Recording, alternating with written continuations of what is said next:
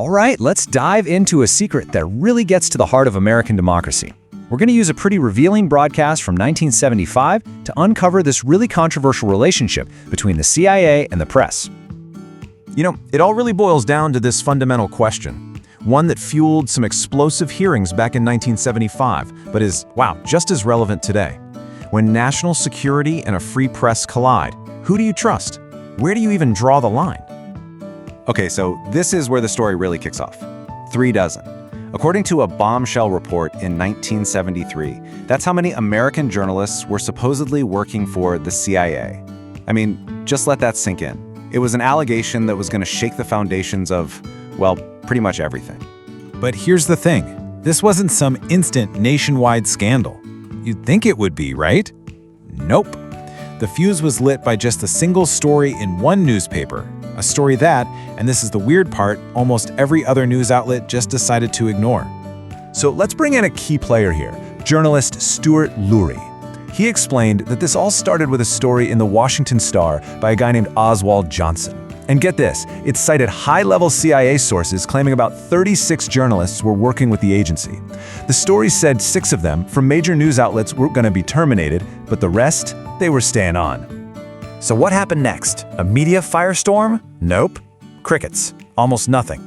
As Loory pointed out, this was a front-page banner headline, and yet the American press was just silent. It's like a huge story about the media's own integrity was being buried by the media itself. But Stuart Loory, he wasn't letting this go. He started digging himself for the Columbia Journalism Review. And while, okay, he couldn't get the names of those 36 reporters, he found something maybe even more important.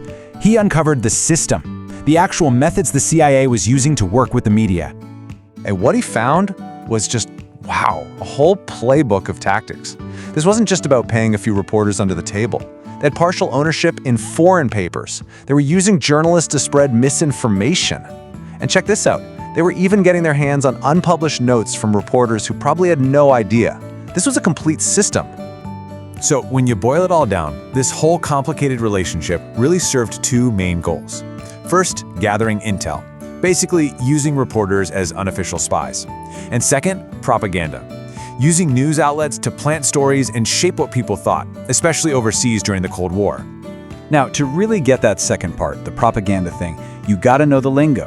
The CIA director himself, William Colby, actually broke it all down in his testimony. You've got white propaganda, that's when the source is clear, like Voice of America. Then there's gray, where the source is hidden. And then you have black propaganda. That's straight-up deception, like forging a document to make your enemy look bad. So all of this is building up to this huge moment in 1975. The CIA director, William Colby, is called to testify in an open session before a House committee. I mean, this is a big deal. For the first time, the agency is going to have to answer for this stuff, under oath, in public. And right away, a congressman just cuts to the chase, no beating around the bush. He asks a super specific question. Is the CIA paying people who write for major American newspapers or networks?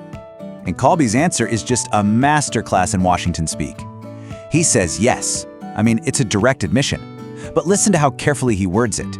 He adds those little qualifiers, freelancer or stringer, and specifically abroad. So he's confirming a relationship, sure, but a very, very limited one.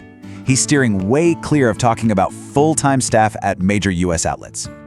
But the committee keeps pushing. They ask specifically about television, which, remember, was the most powerful medium at the time. This was the critical question, right? Was the CIA influencing what Americans saw on the evening news? And right there, that's where the public transparency just stops cold. Colby refuses to answer. He basically says, we can talk about that behind closed doors. He drew a clear line in the sand between what we, the public, were allowed to know and what was going to stay a secret. So let's recap what Colby actually put on the public record. He did this really careful dance, admitted some things, denied others, and drew a hard line when it came to specifics. Now, what he confirmed was significant, for sure, but what he refused to talk about, well, that left all the biggest questions just hanging in the air. So, where did all this leave things? The hearing confirmed parts of the story, yeah, but it left these huge unanswered questions. You end up with this massive gap between the initial explosive allegations and the carefully worded official admissions from the CIA. Ultimately, the American public was left with a confirmed truth and a massive secret. Yes, the CIA used journalists. The agency admitted it. But the full scope, the names, the places, the real impact, all of that remained locked away, totally beyond public scrutiny. And that brings us right back to where we started. This story from 1975, it's not just about the past. It's about a permanent tension that exists in any democracy.